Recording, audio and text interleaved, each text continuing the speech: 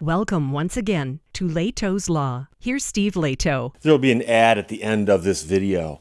Now, here's a story John sent me, and this is one of those things, people have been talking about this for a little while now, and the question is this going to happen in America, and if so, when, and how will it go over?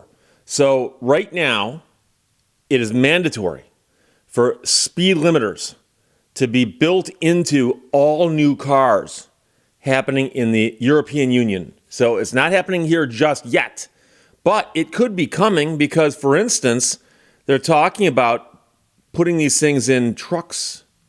And a lot of people in my audience drive trucks. So first of all, let's talk about the cars in the EU. Jay Ramey wrote this for AutoWeek.com.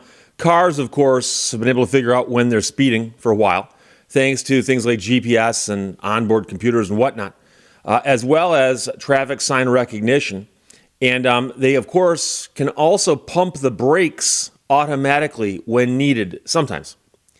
Having a computer automatically slow your car down in response to posted speed limits, therefore, was not really a question of, is it possible, but really, when would it happen if it happened at all? So the political will has materialized in the European Union, and as of right now, all new cars sold in the EU will feature intelligent speed assistance systems. So an ISA, or an intelligent speed assistance system, is mandatory on cars being sold right now in the EU. The systems themselves have been working their way into newly introduced models of cars starting back in 2022. So quite a few new cars on the road already have these systems. The current regulation extends that mandate to all new vehicles manufactured for sale in the EU.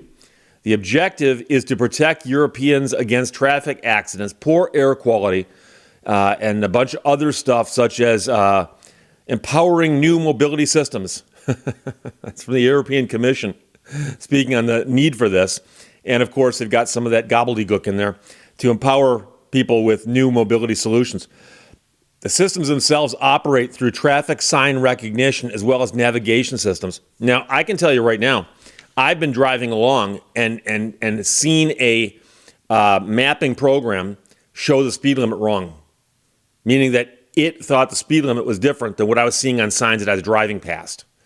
And so no system is going to be foolproof, at least not yet. But, there'll be 4 ways in which ISA systems will work to slow the vehicle down, and the manufacturers can choose which one they're going to use. Now, here's the thing. Some of these ain't going to do a whole lot. Some of them might, and it's really more of an annoyance. The EU regulations permit a system that can use a cascading acoustic warning, a cascading vibrating warning, an accelerator pedal with haptic feedback, or a speed control function in which the speed of the vehicle will be gradually reduced. So obviously, if your car starts slowing down automatically on its own, there's not much you can do about that, but if the accelerator pedal starts getting all haptic on you, you can probably work through that and ignore it. And the cascading vibrations or sounds or acoustics, again, might annoy you, but you can probably ignore them as well. So, of course, as Jay Ramey points out, the first 2 options won't really compel any actual changes, and that's by design. They'll also have to be short in duration, so as not to annoy the driver, and so as not to actually interfere with the driver's ability to control the car. The latter 2 options, that's the pedal and the automatic speed limiter, will also have ways for drivers to easily override them with extra pressure on the pedal, for instance, would neutralize the haptic feedback. Even in the case of speed control function where the car speed will automatically gently be reduced, the system can be smoothly overridden by the driver pressing the accelerator pedal a little bit deeper, says the European Commission. The main question is, if these systems are so easy to ignore, will they have a measurable effect on the rate of traffic accidents that are linked to speeding, or will they become another system that'll be easy to tune out, such as pop-up ads on your computer? And by the way, I know of places where the speed does drop dramatically and almost like not quite without notice, but close, meaning that you're just driving along and the speed limit just drops and there's no obvious reason for it. And so if your car could warn you about that and it was accurate, I'd go, okay, that's pretty cool. But how does it warn you? And to say the car will just automatically slow you down versus telling you, hey, you're now speeding. That's one of the concerns I've got. Some skeptics, as well as proponents of the new regulation, fear that the methods of compelling greater adherence to the speed limit could be too minimal to actually work, but annoying enough to prompt a political backlash against similar safety and traffic calming measures such as speed cameras. Another favorite of mine. Other critics view it as the latest example of intrusive surveillance measures that will grow more restrictive over time, or that could eventually be paired with technology to create geofenced zones where there might not be ways for drivers to circumvent speed limiters in their cars at all. The measures that follow, therefore, could be even more restrictive, with this one being merely the first step toward in-car surveillance tech. I'm wondering how long it is before your car is actually just programmed to make note of your speed, compare it to the speed limit, and if it's over the speed limit, to just send you a ticket. I mean, the technology is there. Why put the speed camera on the road? Why not just have your own car send you a ticket? It ain't that far off. In the U.S., memories of the 55 mile per hour speed limit being introduced, remember that? 1973? And the backlash to it are still relatively fresh. Sammy Hagar had something to say about that, too. Even though some surveillance-based speed control methods, such as cameras, have not become as ubiquitous stateside as they are in Europe. One of the longer-term fears stateside, however, is that GPS-based speed monitoring could eventually be paired with car insurance policies on a wider scale, thereby making cars without such systems more expensive to insure, and, of course, making cars with those systems more expensive to insure based on how you drive. So I did some searches to see, what the state of the situation is in the U.S., and I found a couple articles on it, including one by Abigail Bassett at The Verge. And the headline is "The Surprisingly Not So Doomed Effort to Force U.S. Drivers to Stop Speeding." And she writes, "People love to speed, but with traffic fatalities rising, would they accept new technology that make it harder to drive recklessly?" And I'm not going to get into that area heavily here, but I also found a bunch of articles about how there is basically two major movements in America on this topic. One is to put these speed limiters into all civilian cars. Just if you buy a car and you're going to drive the car, it's going to come with one of these. But also is a movement to put them in trucks so that people who drive those big trucks over the road would be forced to have one of these in their vehicle that would limit their speed. And the weird thing about this is that truck drivers drive for a living. They are professionals. They are professional truck drivers. And now I've done stories from time to time about truck accidents, things of that nature. But it's one of those things that if you simply look at the statistics, the number of miles driven, and how many of those miles are safely driven, and how much driving these drivers do, and consider the fact that the average, suburban commuter drives a little bit, especially nowadays with, home offices and so on. Like, what? And compare that to somebody who literally spends their entire workday driving. I personally think it's the truck drivers who need this last. I'd rather not worry so much about the professional drivers. I'm more worried about the amateur drivers, the people who aren't being paid to drive from point A to point B. So I'm not too crazy about this, but I suspect it's coming. And, I think back to my first car was a 69 Dodge Charger. The first car I bought with my own money, okay? 69 Dodge Charger. It had a lap belt. It did have a shoulder harness that you could put on, the cross belt, but it was up here on the ceiling. And it was so cool up there, I left it there. That's the way it came from the factory. But I'd wear the lap belt.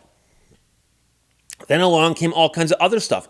And I remember the first time I got into a car that would chime at you if you didn't have your seatbelt plugged in.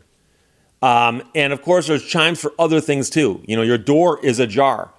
Now, I don't mind a chime to let me know that my door is still open. Of course, I probably knew that, but I understand that, you know, that's something I have to do, right? I'm going to close that door, so it doesn't... Having it remind me to do something I'm about to do doesn't bother me at all. But the idea that there's going to be a system in your car that's going to detect that you're slightly over the speed limit even, and it's going to start harassing you to encourage you to slow down, does kind of bother me. Now, you might say, but Steve, shouldn't we all follow the speed limits? Yes and no. Yes and no. Because the question then becomes, if the speed limit's 55 and I'm doing 56, will this thing start harassing me? Or will the harassment increase, you know, exponentially by how much I'm speeding? And, you know, there is a thing about, there are places out there where the speed limit's 55 and it's beautiful, brand new pavement, maybe not in Michigan, beautiful, brand new pavement, and on a sunny, dry day with very little traffic, you can drive faster than that safely. Now, could you get a ticket for driving over that? Of course you could. Of course you could. But is it dangerous to drive a couple miles an hour over at that point? No, it's not. Because remember that people who come by there in a heavy storm involving snow and sleet and go, hey, speed limit's 50, I can drive 55. And of course, at 55, it's dangerous. And I understand you can also get a ticket for driving, you know, too fast for the conditions. But I'm not a big fan of putting stuff in the car to nag you or to prevent you from driving faster than it thinks you ought to drive. Because that's really what it is. It's not telling you that you're driving too fast because of speed limit. Because, like I said, I'm concerned that the speed limit knowledge of the car could be off. It could be. And so I, like I said, have seen situations where the mapping software was wrong. And before you start sounding off about how wrong can mapping software be, let's talk about all the time that Amazon drivers tried to cut through people's yards because the software told them to. And if it can tell you to drive through somebody's yard to get to a house behind it, it can tell you that you're speeding when you're not. Okay, so there you go. But as of right now, in the EU, brand new cars sold must come with these speed limiters, and they're talking about bringing them here. There's been so much pushback, though, so much that they haven't quite got there yet here, but my concern is that they're going to get there. So we'll see. But John, thanks for sending that. Speed limiters are now mandatory in all new EU cars. Questions or comments, put them below. Let's talk to you later. Bye-bye. I told you there'd be an ad at the end of the video. We're here to talk about Factor. Factor makes meeting your nutrition goals easier than ever by delivering fresh, never frozen, dietitian-approved meals right to your doorstep. The team of gourmet chefs create each meal using only ingredients with integrity to help you feel your best all day long. You know, sometimes you get so busy you haven't got time for anything. And so Factor makes this really, really easy. So while I'm talking down here in the corner, I'm going to show you a video within a video, sort of like Inception,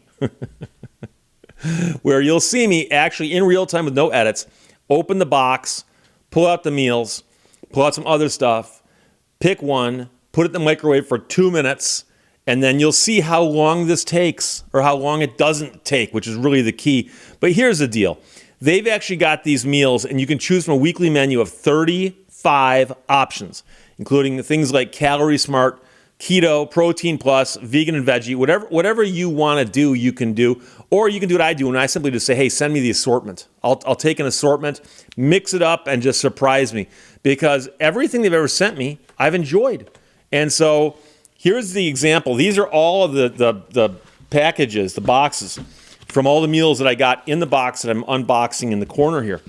Creamy pesto pork chop, roasted vegetable fusilli, Tex-Mex beef bowl, spicy sweet potatoes and peanut sauce, sun-dried tomato chicken, and chicken piccata. And you can go in every week and pick what you want to have delivered to you in the future, and they'll take care of that for you. It's pretty cool. You can check also just check out their website and see what they've got to offer. And I urge you to do that.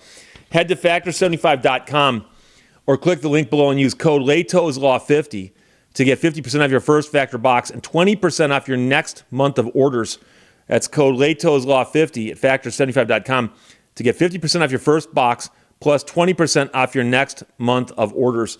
So the other day I'm sitting at my desk putting out fires. It's one of those days where not only could I not leave the building, I didn't think I could leave my desk. I mean, for more than a second or two, because I had just so much stuff happening. I was waiting on things. I was expecting things. I was trying to take care of things. And I thought to myself, I haven't got time to eat. And all of a sudden I realized, oh, Factor.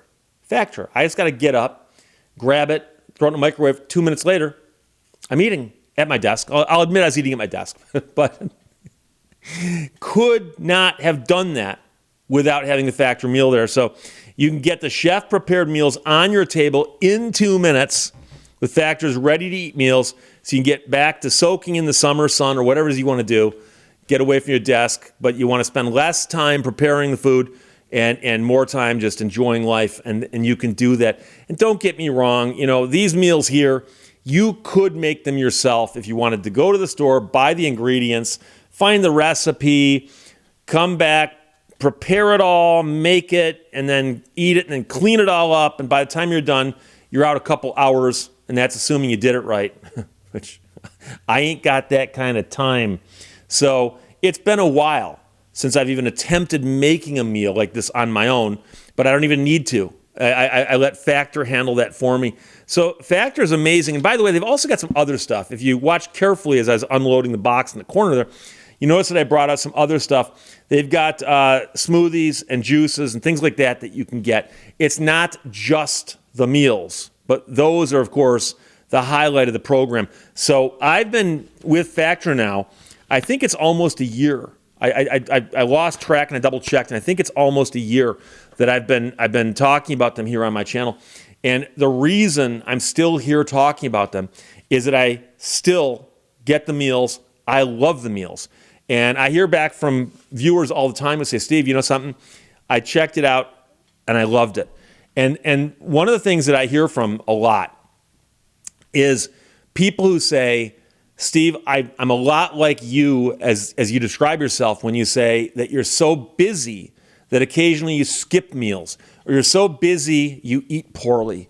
And, I hate to say this, but if I'm out driving around and I'm in a hurry and I forget about Factor and I get like fast food, number one, it's expensive, it's messy, and it ain't that good. It ain't that good. So I love my Factor. So check out the website, head to factor75.com, or click the link below and use code LEHTO'sLaw50 to get 50% off your first Factor box, 20% off your next month of orders. That's code LEHTO'sLaw50 at factor75.com to get 50% off your first box, plus 20% off your next month of orders. And again, like I said, they've got the varieties that you can choose from. You can actually pick the specific meals if you want to. Okay, you can actually, I want this one, but not this one. Whatever you want to do, they'll, place the order, mix it up, knock yourself out. But the key is they've got those varieties like Calorie Smart, Keto, and Protein Plus, vegan and veggie, and so on. And whatever it is, it'll fit into your lifestyle because 2 minutes, I can't stress that enough. It's like magic that you can actually get good food and be eating it 2 minutes later. Questions or comments? Put them below. Otherwise, talk to you later. Bye-bye. Thank you for watching Lehto's Law. Live in the moment. It's all you've got.